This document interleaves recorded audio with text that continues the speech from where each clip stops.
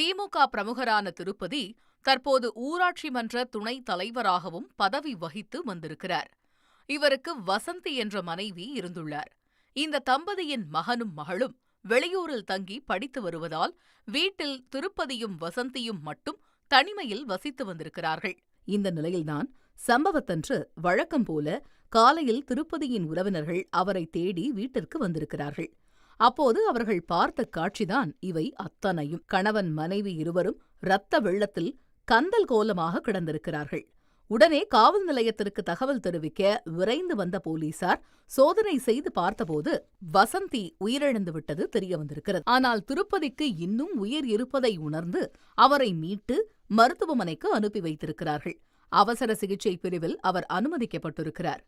கொலைக்கான காரணம் குறித்து துப்பு துலக்க தொடங்கிய போலீசார் திருப்பதிக்கு உள்ளூர் வெளியூர் என இதுவரை இருந்த எதிரிகளின் பட்டியலை புரட்டியிருக்கிறார்கள். அப்போதுதான் அவரது வீட்டிற்கு அருகிலேயே வசித்து வந்த 2 நபர்கள் மீது போலீசாரின் பூதக்கண்ணாடி குவிந்திருக்கிறது. கோவிந்தராஜ், முருகன் என்ற 2 நபர்களோடு சில நாட்களாகவே திருப்பதிக்கு முட்டல் மோதல் என பிரச்சினை உச்சத்தில் இருந்திருக்கிறது. காரணம் நிலத்தகராறு. திருப்பதியின் வீட்டிற்கு முன்னால் இருந்த நிலத்தில் நடைபாதை விடுவது தொடர்பாக பிரச்சினை இருந்து வந்திருக்கிறது. சம்பவத்தன்று அந்த நிலம் தொடர்பாக திருப்பதி பத்திரப்பதிவு செய்ய இருந்திருக்கிறார். இந்த நிலையில்தான் இப்படி ஒரு பயங்கரமும் நடந்திருக்கிறது. நிலத்தகராறு தொடர்பாக பிரச்சினை செய்த நபர்கள்தான் இந்த பயங்கரத்தை செய்திருப்பார்கள் என்று போலீசார் முதலில் சந்தேகித்து அவர்களிடம் விசாரணை நடத்தியிருக்கிறார்கள். ஆனால் அவர்கள் கொலை செய்யவில்லை என்பதில் உறுதியாக இருந்திருந்தனர். அதே நேரம் சம்பவம் நடந்த அன்று திருப்பதியின் வீட்டருகே பயன்பாட்டில் இருந்த செல்போன் நம்பர்களை ட்ரேஸ் செய்திருக்கிறார்கள். அப்போது 2 எண்கள் கிடைத்திருக்கின்றன.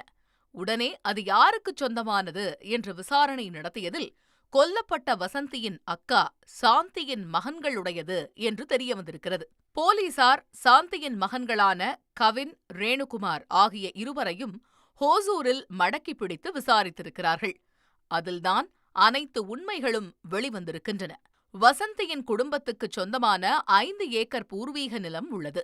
அதை பிரிப்பது தொடர்பாக சகோதரிகளுக்குள் நீண்ட நாட்களாகவே தகராறு நடந்து வந்ததாக சொல்லப்படுகிறது. வசந்தியின் கணவர் திருப்பதி அரசியல் பிரமுகர் என்பதால் அந்த நில விவகாரத்தில் ஆதிக்கம் செலுத்தி வந்திருக்கிறார். அதோடு சாந்தியை திருப்பதி பாலியல் ரீதியில் அணுகி வந்ததாகவும் சொல்லப்படுகிறது.